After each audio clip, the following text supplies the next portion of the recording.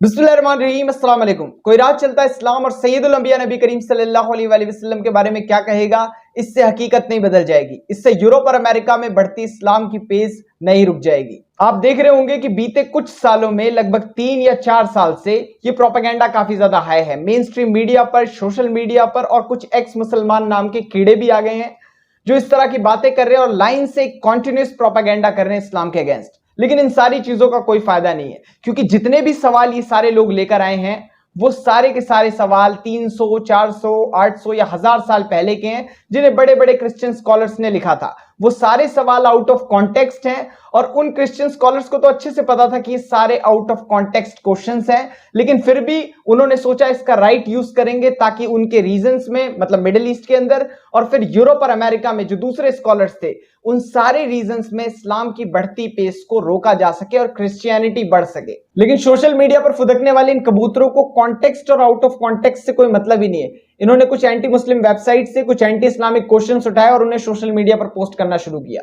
इतना पोस्ट किया, इतना फैलाया कि वो क्वेश्चंस फेमस हो गए। आज हम अपने पार्ट 1 में उन सारे क्वेश्चंस के माकूल जवाब को समझेंगे और नंबर 2 पार्ट में हम ये जानेंगे कि आखिर जिन आइडियोलॉजिकल फादर्स की ये लोग बात कर रहे हैं, उनकी अपनी कंट्री के ग्रेट लीडर्स और एक्सपर्ट्स सैयदुल अंबिया नबी करीम सल्लल्लाहु अलैहि वसल्लम की शान में कैसे कसीदे पढ़ रहे हैं।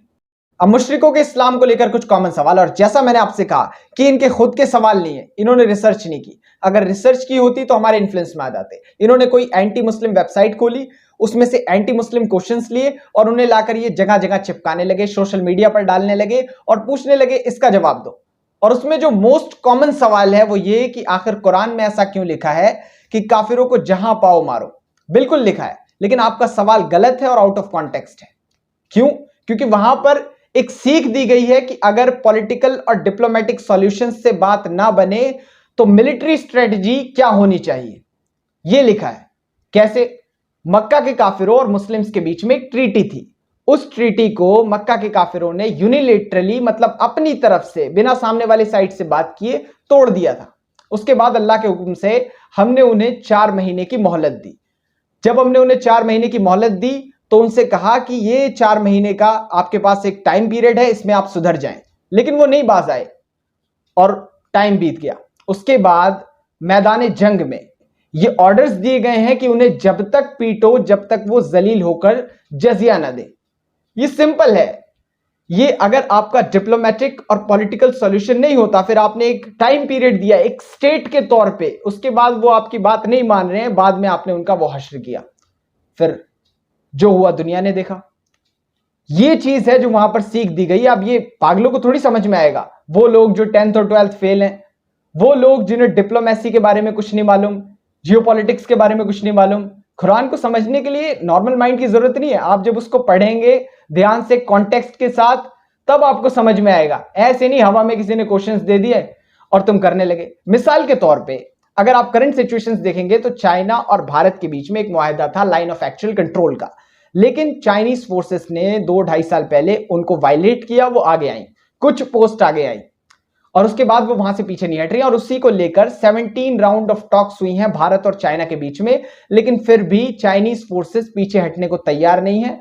उनकी फोर्सेस को उनकी गवर्नमेंट बैक कर रही है। अब आप लोगों में से बहुत से लोग कहेंगे नहीं ऐसा है ही नहीं। अच्छा, अगर ऐसा नहीं है तो बातचीत किस लिए कर रहे हैं? उनसे यही कह रहे हैं कि प्लीज आप पीछे हट जाएं, और वो पीछे हटने को तैयार नहीं है। क्यों नहीं तैयार है और इसका आपको सबूत कैसे मिलेगा? वो इसलिए क्योंकि बार बार टॉक्स को चाइना फेल कर रहा है। 17 की 17 बार टॉक्स को चाइना ने फेल किया और उसने बोला भारत की डिमांड्स ज्यादा है। वो इसीलिए कह रहा है क्योंकि उसके पास कॉन्फिडेंस है, क्योंकि वो आगे है। अब यहां पर भी अगर आप हमारे पर्सपेक्टिव से देखेंगे तो वही चीज लागू होती है कि जब तक मारो जब तक जलील होकर टैक्स ना दें, जजिया ना दें, घर में छुपना कोई ऑप्शन नहीं है। एक और बड़ा कॉमन और इलॉजिकल सा सवाल है जो बार बार घूमकर आता रहता है कि आखिर इस्लाम में ऐसा क्यों है कि आप रेप्टाइल्स में गिरगिट और छिपकलियों को मार सकते हैं और अगर आप मारते हैं तो आपको सवाब मिलेगा। बिल्कुल लिखा है, लेकिन यह सवाल भी आउट ऑफ कॉन्टेक्स्ट है। रिसर्च नहीं की गई इस पे भी, क्योंकि सैयदुल अंबिया नबी करीम सल्लल्लाहु अलैहि वसल्लम ने सबसे पहले दुनिया में एनिमल राइट्स को सेट किया है और इस्लाम ने एक सिस्टम के तौर पे यह कहा कि आप किसी भी जानवर को बेमतलब नहीं मार सकते। आप किसी भी जानवर को हार्म, नुकसान या फिर उसको मार तभी सकते हैं जब आपको उसे खाना हो। हलाल जानवरों को, हराम जानवरों को भी आप नहीं मार सकते। अब जब हमने एनिमल राइट सेट कर दिए एक एक करके हर चीज के लिए, तो हम कैसे फिर किसी जानवर को, किसी रेप्टाइल को कत्ल कर सकते हैं? तो इसीलिए सही बुखारी में और सही मुस्लिम दोनों में एक हदीस है कि सैयदुल अंबिया नबी करीम सल्लल्लाहु अलैहि वसल्लम ने एक सहाबा को ये ऑर्डर दिया कि वो इस रेप्टाइल को मार दें। वो छिपकली थी या गिरगिट था, उसको मारने का ऑर्डर दिया गया और तब से मुस्लिम्स उसको मार सकते हैं। वो इसलिए क्योंकि वो आपको नुकसान पहुंचा सकता है, उसका नेचर आपके घर में छुप के रहने वाला है। अगर वो आपके घर में आ गया है, वो कहीं पर है, तो वो आपको, आपके बच्चों को नुकसान पहुंचा सकता है, और अगर वो खाने में पड़ गया तो फूड पॉइजन हो जाएगा। सेम इसी तरह से कई ऐसी चीजें हैं जिससे वो आपको नुकसान पहुंचा सकता है, इसलिए आपके पास ऑर्डर है कि आप उसको मार सकते हैं, आपके पास ये राइट है। तो आपको गुनाह नहीं मिलेगा क्योंकि हमने तो एनिमल राइट्स पहले ही सेट कर दिए थे। अब इसे मारने से आपको सवाब मिलेगा, लेकिन आपको इसे एक बार में मारना है, तड़पाना बिल्कुल नहीं है। मिसाल के तौर पे यूनाइटेड नेशन की चार्टर में अब ये सारे जो राइट्स हैं वो आए हैं। यूनाइटेड नेशन ने क्या कहा कि आप भी एनिमल्स को बेमतलब नहीं मार सकते, लेकिन उन एनिमल्स को मार सकते हैं जो नुकसान पहुंचाएगा। ये हमारी कॉपी है। मिसाल के तौर पे बिलियन डॉलर्स की कंपनीज बनी हुई हैं, वो जहर बेच रही हैं कि लो इससे छिपकली मारो, कॉकरोच मारो, और वो सारी चीजें जो घर के अंदर रहती हैं, क्या उनके राइट्स नहीं है? रैट्स के राइट नहीं है जिन्हें मार रहे हैं? आपको उन्हें मारना पड़ेगा, क्योंकि अगर नहीं मारोगे तो प्लेग फैलेगा, सारी जिंदगी हॉस्पिटल के बेड पर पड़े रहोगे और बुरी हालत हो जाएगी, और ये बहुत बड़े लेवल पर फैला तो इंसानों को नुकसान पहुंचाएगा। हाँ, आप सर्च ऑपरेशन नहीं शुरू कर सकते। मतलब ये बिल्कुल नहीं है कि आप गलियों में निकलें, मोहल्लों में निकलें, जंगलों में जाएं और जंगलों में जाकर छिपकली और रेप्टाइल्स को मारें। जब वो आपकी आवाजाही की जगह पर या आपके घर में या घर के आसपास हो, वहां पर आप उन्हें मार सकते हो। ऐसे नहीं मार सकते, क्योंकि जाहिर सी बात है इकोसिस्टम बिगड़ेगा या फिर फूड चेन खराब होगी। लेकिन अगर आप उसे घर के अंदर नहीं मारोगे, प्लेग फैलेगा, फिर फूड चेन खराब होगी, क्योंकि बड़े लेवल पर इंसान भी मारे जाएंगे। तो वहां पर वो एक कॉमन सी बात बताई गई है जो कम दिमाग वालों के भेजे में नहीं घुसेगी। आप क्यों नहीं करते? आप मॉस्किटोस के लिए एक टब बना दें और कहें कि आकर वो उसमें अपने बच्चे पाले और फिर मरते रहो बेड पर, पता लग जाएगा आपको। फिर एक और सवाल है जो बार बार घूम के आता है, वो ये कि इस्लाम में वुमेन को दबाया क्यों जाता है? चादर से उनके सर को ढकने को क्यों कहा जाता है? जब बाहर निकले तो बुर्का पहनने को क्यों कहा जाता है? इसका सिंपल मतलब यह है कि आपको मॉडेस्टी का ध्यान रखना है, आपको मॉडेस्ट कपड़े पहनने, आपको कोई ऐसा काम नहीं करना जो समाज में फहाशियत फैलाता हो। इंपॉर्टेंट चीज तो यह है जिसके बारे में ये आपको नहीं बताते, वो ये कि मर्द और औरत के लिए बराबर मॉडेस्टी दी गई है, कि दोनों को मॉडेस्ट और डिसेंट कपड़े पहनने, कोई ऐसी चीज नहीं पहननी जिससे इंसान और जानवरों के बीच का डिफरेंस खत्म हो जाए। नंगे जानवर घूमते हैं, इंसान नंगे नहीं घूम सकते। इंसानों के पास अपना सिस्टम है और वो सिस्टम के हिसाब से चलते हैं, इसलिए कहा गया है आपको मॉडेस्ट होकर चलना है, आपको मॉडेस्ट कपड़े पहनकर चलने हैं। आप हमें राइट सिखाएंगे? आपका मुंह नहीं बनता कि आप हमें राइट सिखाएं, क्योंकि 1450 साल पहले जब एक सिंगल राइट नहीं था, जब वुमेन के साथ यूरोप में क्या होता था, एक बार आप हिस्ट्री पढ़ें 1450 साल पहले की। या अरेबियंस क्या करते थे? अरेबियंस बच्चियों को, छोटी छोटी इन्फेंट बेबीज को, उन्हें वो गड्ढा खोदते थे और उसमें दफन कर देते थे, जिंदा बच्ची को। भारत में क्या होता था वुमेन के साथ? अगर उसका शौहर मर गया तो उसको सती प्रथा के नाम पर उसको जला देते थे, उसके हस्बैंड की चिता के अंदर ही। ऐसा ही कोई सिस्टम है, ठीक से मुझे मालूम नहीं, लेकिन जलाते थे जिंदा औरत को। और क्या होता था? अगर कोई नीच जात की औरत है तो उसको उसकी छाती ढकने का हक नहीं है, उसको जो एक बेसिक कॉन्सेप्ट है इज्जत के लिए, वो करने का हक नहीं है। वो चीजें बड़ी जात वालों ने छीन रखे थे। ये सारी चीजें खत्म किसने की है? या फिर कोई छोटी बच्ची है, उसके हस्बैंड का उसी वक्त इंतकाल हो गया बाल विवाह में, उसके बाद वो औरत, वो बच्ची सारी जिंदगी विधवा बनकर रहेगी। ये सारे के सारे कॉन्सेप्ट जो थे, इन्हें खत्म किसने किया भारत से? इस्लाम ने किया। गुलामान मुस्तफा बाबा हजरत औरंगजेब आलमगीर रहमतुल्लाह अलैह ने सबसे पहले भारत के अंदर से सती प्रथा को फुल एंड किया। लेकिन ये उनका नाम नहीं लेंगे, ना हिस्ट्री में ना दूसरी बुक्स में। ये आपसे क्या कहेंगे कि ब्रिटिशर्स ने खत्म किया है। उससे पहले ये भारत में खत्म हो चुकी थी स्ट्रिक्ट कानूनों के साथ, बाबा हजरत औरंगजेब आलमगीर रहमतुल्लाह अलैह के टेन्यूर में। लेकिन वो चीजें आपको ये गायब करके दिखाएंगे। अच्छा, एक और अहम बात, आज से 1450 साल पहले सैयदुल अंबिया नबी करीम सल्लल्लाहु अलैहि वसल्लम ने वुमेन को ओनरशिप राइट दिया कि वो किसी चीज की ओनरशिप रख सकती है। उसके बाप की प्रॉपर्टी में 1/3 हिस्सा दिया। यहां तक कि ये कहा कि बेटे से ज्यादा इंपॉर्टेंट बेटी है और मां के पैर के नीचे जन्नत है। ये सारे कॉन्सेप्ट हमने बनाए जब आप औरतों का और बच्चों का कत्ल कर रहे थे, जब आप पूरी दुनिया में जुल्म कर रहे थे। अच्छा, अभी इन्होंने कौन से राइट दे दिए हैं यूरोप और अमेरिका में? आज क्या राइट्स हैं? ये जो प्रॉपर्टी वाले राइट्स हैं, ये कुछ डिकेड्स पहले यूरोप और अमेरिका में आए हैं और कुछ साल पहले भारत में आए हैं। उससे पहले राइट्स सिर्फ क्या हैं? प्रोस्टिट्यूशन, फॉर्निकेशन, एडल्ट्री, एबॉर्शन, वो भी तब जब मां को कोई खतरा ही ना हो जान का। वो सिर्फ अपनी फहाश जिंदगी को बचाने के लिए आप बच्चों का कत्ल कर रहे हैं सालों से। आपके सिस्टम ने ये पूरा कस्टम तैयार किया है जिसकी वजह से हजारों लाखों की तादाद में बच्चों को यूरोप और अमेरिका में जन्म देने से पहले ही मार दिया जाता है।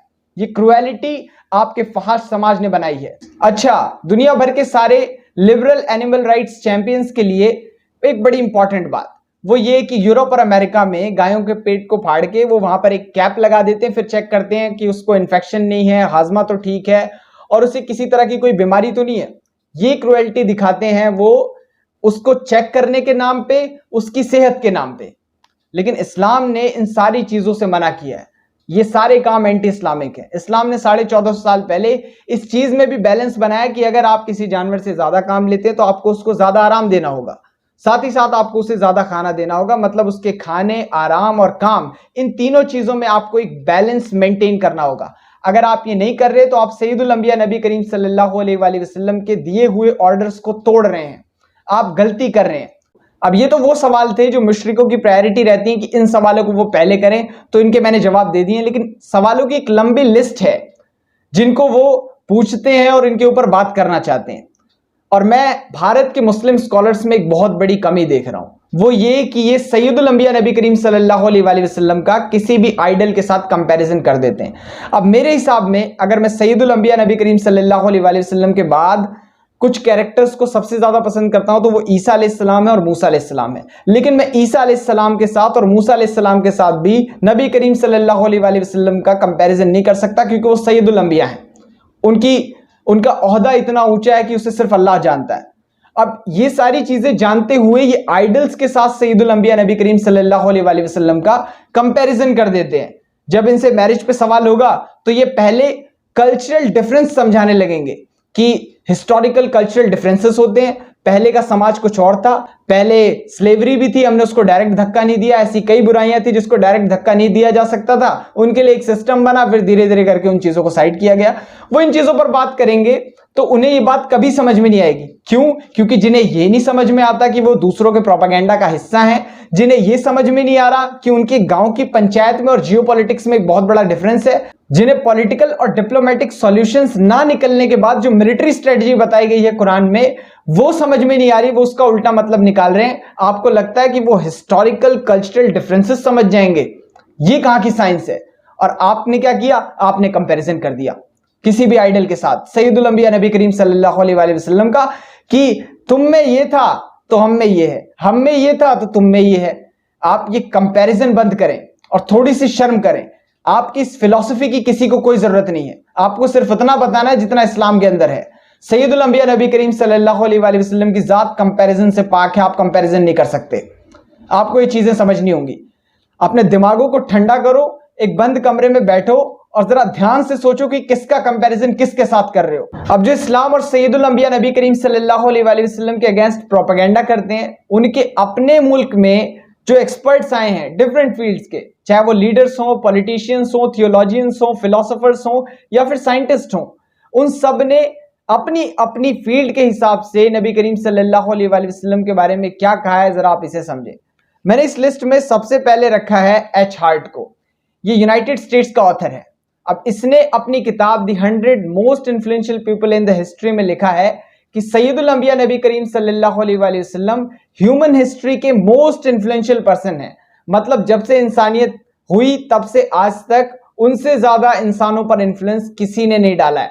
उसने आगे ये भी लिखा कि सैयदुल अंबिया नबी करीम सल्लल्लाहु अलैहि वसल्लम ने अरबी कबीलों को एक किया। ये अरबी कबीले ऐसे हैं जिन 4 कबीलों को आप 1450 साल पहले एक नहीं कर सकते, तो उन्होंने पूरे अरेबियन पेनिनसुला को एक कॉमन आइडियोलॉजी दी और अपने लोगों को बाहर निकालकर दुनिया की सुपर पावर बना दिया। ये वो अपनी समझ के हिसाब से कह रहा है, जिस चीज में वो एक्सपर्ट है वर्ल्ड हिस्ट्री में। तब उसने नंबर 1 पर रखा सैयदुल अंबिया नबी करीम सल्लल्लाहु अलैहि वसल्लम को। और यह भी कहा कि वो एक सुप्रीमली सक्सेसफुल रिलीजियस और पॉलिटिकल लीडर है। नेपोलियन बोनापार्ट एक फ्रेंच लीडर था जो एक लंबे अरसे तक अपनी कंट्री का डिक्टेटर रहा और अपनी कंट्री को काफी आगे ले गया। अगर आपने बैटल ऑफ वाटरलू पढ़ी हो तो आप इसे जानते होंगे, और भी इससे रिलेटेड एक लंबी हिस्ट्री है। अब ये अपनी कई बुक्स में सैयदुल अंबिया नबी करीम सल्लल्लाहु अलैहि वसल्लम की लीडरशिप का, मिलिट्री क्वालिटी का, पॉलिटिकल डिसीजंस के, इन सारी चीजों की तारीफ करता है कि वो एक महान पॉलिटिकल और मिलिट्री लीडर थे और उनका कंपैरिजन किसी दूसरे लीडर के साथ नहीं किया जा सकता। उसने ये भी कहा कि सैयदुल अंबिया नबी करीम सल्लल्लाहु अलैहि वसल्लम ने अरब के सैंड से कुछ लोगों को उठाया और अपने साथ मिलाकर एक सुपर पावर बना दी, जिसने आगे चलकर पूरी दुनिया में अपनी छाप छोड़ी। अब वो अपनी सियासत के हिसाब से इन सारी चीजों को देख रहा है, उस हिसाब से तारीफ कर रहा है, लेकिन उसको अपने सब्जेक्ट में काफी अच्छा इल्म है और उस हिसाब से वो तारीफ कर रहा है। मिस्टर गांधी, अब इनके बारे में तो आपको खुद पढ़ना चाहिए कि इन्होंने अपनी किताबों में क्या कुछ लिखा है सैयदुल अंबिया नबी करीम सल्लल्लाहु अलैहि वसल्लम के बारे में। जिस भी शख्स को geopolitics, world history, political science, leadership, military tactics and strategy, diplomacy और पॉलिटिकल सॉल्यूशंस के बारे में, या फिर और भी कई ऐसी इंपॉर्टेंट चीजों का इल्म हो, तो वो अगर सैयदुल अंबिया नबी करीम सल्लल्लाहु अलैहि वसल्लम और इस्लाम की हिस्ट्री पढ़ेगा तो वो गारंटीड सिर्फ तारीफ करेगा। बाकी जाहिलों का आप कुछ नहीं कर सकते, जो सड़कों पर घूम रहे हैं, जिन्हें कुछ पता नहीं है, जिन्हें ये नहीं मालूम कि इस वक्त कंट्री में सिचुएशंस क्या चल रही हैं। आपको ये उम्मीद है कि वो इतनी गहराई तक जाकर हिस्ट्री पता करेंगे? जॉर्ज बर्नार्ड शॉ एक बहुत मशहूर वेस्टर्न यूरोप का पॉलिटिकल एक्टिविस्ट और पॉलिटिकल एक्सपर्ट, वो कहता है कि अगर इस दुनिया की सारी प्रॉब्लम्स को खत्म करना है तो इन सारी प्रॉब्लम्स को सैयदुल अंबिया नबी करीम सल्लल्लाहु अलैहि वसल्लम के पास ले जाया जाए, एक एक करके वो हर एक प्रॉब्लम का सॉल्यूशन निकाल के दे देंगे। पूरी दुनिया को एक कॉमन डिक्टेटर की जरूरत है, मतलब सैयदुल अंबिया नबी करीम सल्लल्लाहु अलैहि वसल्लम, अगर दुनिया की एक एक परेशानी को खत्म करना है तो। ये एक वेस्टर्न यूरोप में रहने वाला शख्स कह रहा है, जो वहां पर हर जगह हर किसी को क्रिटिसाइज कर रहा था, उसको किसी के साथ सेटिस्फैक्शन नहीं था। उसने लास्ट में तारीफ किसकी की? सैयदुल अंबिया नबी करीम सल्लल्लाहु अलैहि वसल्लम की। लियो टॉल्स्टॉय, अब अगर आपने वॉर एंड पीस पढ़ी हो तो वॉर एंड पीस और रशिया की हिस्ट्री, ये सारी चीजें पढ़ने के बाद आपको लियो टॉल्स्टॉय के बारे में मालूम पड़ेगा, अगर नहीं मालूम है तो। वैसे तो ये एक बड़ा मशहूर नाम है, आपको मालूम होना चाहिए। लियो टॉल्स्टॉय अपनी बुक में लिखता है कि इब्राहिमियों में जो बेसिक कॉन्सेप्ट था वो ये था कि गॉड सुप्रीम है और उसके बाद वो मैसेंजर्स भेजता है, लेकिन ईसा अलैहिस्सलाम और मूसा अलैहिस्सलाम इस मैसेज को अपनी कौम को कन्वे करने में नाकामयाब थे। ये उसके पर्सनल थॉट्स हैं, बाकी मैं इस बात में यकीन नहीं करता, क्योंकि मेरा मानना यह है कि कौमें जाहिल थी। लेकिन वो यहां पर सैयदुल अंबिया नबी करीम सल्लल्लाहु अलैहि वसल्लम की क्वालिटीज की तारीफ कर रहा है। उसका कहना है कि ईसा अलैहिस्सलाम बताने में नाकामयाब रहे, इसलिए उनकी कौम ने उन्हें भी गॉड मान लिया। दूसरी तरफ मूसा अलैहिस्सलाम को बहुत ज्यादा टाइम लगा मैसेज पहुंचाने में अपनी कौम को, लेकिन उसके बाद भी वो नहीं समझे, उनके जाने के बाद ही वो बिखर कर रह गए। लेकिन सैयदुल अंबिया नबी करीम सल्लल्लाहु अलैहि वसल्लम ने उस बेसिक कॉन्सेप्ट को इब्राहिमियों के कि गॉड सुप्रीम है, तौहीद एक इंपॉर्टेंट चीज है, और सैयदुल अंबिया नबी करीम सल्लल्लाहु अलैहि वसल्लम अल्लाह के बाद दूसरे सबसे बड़े कैरेक्टर हैं, लेकिन उनकी पूजा नहीं की जा सकती। ये सारी चीजें बहुत अच्छे से सामने रखी, ये बातें लियो टॉल्स्टॉय कहता है। लास्ट में जूल्स मेसरमैन और भी कई ऐसे यूरोप के नाम हैं, एक बहुत लंबी चौड़ी लिस्ट है, हजारों की नहीं लाखों की। ये वो सारे लोग हैं जो एक्सपर्ट्स हैं अपनी अपनी फील्ड के, और उन्होंने अपनी अपनी फील्ड के हिसाब से इंसानियत की नजर से देखकर इन सारी चीजों की तारीफ की है। ये सड़कों पर घूमते जाहिल नहीं है। इस वीडियो में बस इतना ही था। वीडियोस को शेयर करें। Thank you so much for joining us.